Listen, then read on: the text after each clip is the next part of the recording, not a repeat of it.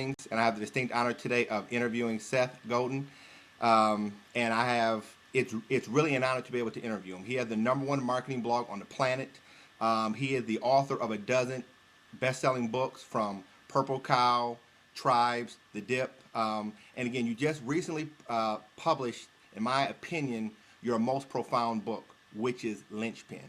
And what I like to start this interview off is just kind of to, when you wrote that book, what what was the catalyst for Linchpin? What was the mindset that you were in when you began to write this book? Thanks for having me, Hajj. I guess there were two things going on. The first is I realized I've been writing it for the last years without actually writing anything down, just thinking about it. But when I sat down to actually write it, the list for doing was my email, a lot of email every day. And I noticed even before the Great Recession kicked in under the last, I noticed that the tone emails I was getting changing were more, they were frustrated. They were basically saying, look, I've done everything I'm supposed to do. I'm spending more time than I've ever spent before. I'm using all the tools. I'm following all the concepts, and it's just not paying off. What's not working? And what I realized was that you can have all the strategies and tactics you want. Well, if the intent isn't there, then the system's not. Okay. This book really resonated with me. I'm from the Detroit area, and when I really think about everything that you wrote in the book in terms of the old factory, the new factory, your genius, I think it really is a very, very important topic because now people have to think about how do they become indispensable? How do they become not just a commodity, but something that now is not just run of the mill, that will be able to separate them in this kind of economy. Can you kind of expound on that a little bit more? Sure thing. Hajj, marketers everywhere can learn from Detroit. The industrial age as we know it came from Detroit. Henry Ford figured a system, a factory, that could turn men who used to get paid a nickel a day into people who got paid 50 cents a day. In just one day, they got a raise in X. Okay. How could he afford to pay them that? He could pay them that much because they were paying him 40 or $50 a day because the factory was so efficient. And when you have an efficient factory, sneak, if you make insurance, if you start make goods, once the factory is efficient, you hire market. And the job of the marketer is to keep the stuff from the factory selling. So it's an expense the company pays to the factory from creating a surplus. And that's what most people who market do for a living. They take average from the factory floor, they slap some ads on top of it, and they hope to sell it. And in our lifetime, during the last 5 years, the whole thing broke. That you can't advertising on top of average products for average people and hope it's going to work. That you can't say, I'm going to use Twitter to yell at people or Facebook to interrupt or buy a whole bunch of websites to get in. It's not how it works anymore. That what's happening now is if we want to get some reduced quantity, quality, we can just outsource it. Something produced, we can just buy generic on it. That's not the part now. The hard part is spreading our idea. The hard part, reaching out to people, connecting with them, and leading.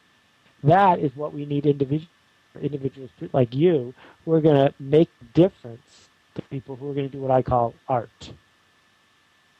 Definitely. I think that's a very, very strong point. One of the things that you talked about in this book that I thought was just so profound was this whole concept of genius. And when I think about it, you go into, what really separates or makes you different in terms of that being something that we have allowed to be asleep for 70% of our working day, where we have changed for stability. If you can go into the concept of genius, and then also too, I want to know, when did you recognize your genius, and when did that happen for you? Genius has nothing to do with Albert Einstein or solving physics problems. Genius, quite simply, solves a problem in a way no one else has solved before. And it used to be there weren't that many problems, not unique ones. There weren't that many people doing them. But now there's new problems every day. And if you solved a fingerprint problem when you were 3, or you tell a joke to a grown-up when you were 8, you're a genius. You've done it before. Hmm. These original human things. And school has brainwashed you into thinking you can't do it anymore. And your boss has brainwashed you into thinking that you can't do it anymore. But you can, if you choose to. If you can live life without a manual, then you have the chance to make a change in someone. And this thing that I call genius means being a human, something for someone makes them glad you did. It involves a gift, not a fit, not something you're going to get repaid, but a gift, something that you're giving to someone else, a solution, an insight, an item, a pointer, an introduction, that they're glad for, even though you didn't ask for anything in return. Hmm. Definitely, definitely. Also, too, when I look at genius as not being something that somebody operates in 100% of the day. So, say for a genius, like when I look at you, there's a certain space that you operate in, and you're a genius in that area. I like to look at maybe a Stevie Wonder. Stevie Wonder was a genius at music. Now, what if Stevie Wonder would have tried to become a football player? His genius was recognized because the platform that he operated in, he focused on that area. Well, I would even go for that. I wonder 40 songs that changed the world, which is 20 times more songs than anybody, but 40 songs. How long did each take to write? An hour? 4 hours? The rest of the time, he's just a guy. You know that that that the work that you do that matters doesn't take 8 or 10 hours a day. And one of the things I write about in the book is the fewer minutes a day you're doing amazing work, paid. That people who are getting paid to do their work all day long, ditch diggers, they're elevator operators. People like Richard Branson. Richard Branson's making dollars, $2 billion, $4 billion, working 5 minutes a day. Right? It's only 5 minutes a day to invent Virgin Air. 5 minutes a day on how to spread the word about something. Most of the time, you're just showing up, and yet we seduce ourselves into thinking success means checking your Twitter status, checking your email, and then updating Facebook thing, and then connecting to this, and then going to a meeting, and then going to another. Success comes from those few minutes a day where you confront your fear and do work that matters. That is that's a very good point, and it segues us to the next point. This whole space of personal branding. In my opinion, there's a lot of focus on the whole Web 2.0 component of it, and I think there's a place for that. I think that becomes the standard, but I truly believe that the most important part is the 1.0 version. It's what you do that's remarkable that goes inside of these different channels. You break the rules. You don't have a Twitter account. You have one that tweets your blog post. So I wanted to get your perspective on your viewpoint on personal branding, 2.0, 1.0 kind of Sure. things.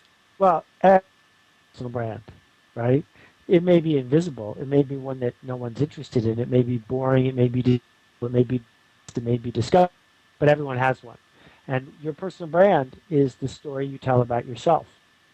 You live your life, and you got to have it exists. So what do you do about it? One of the of Twitter and Facebook to pre personal story so that people can see it more clearly.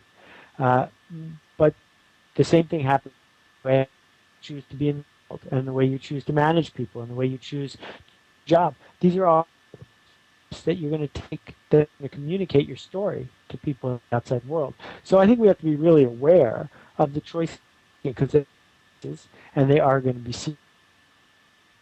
Okay.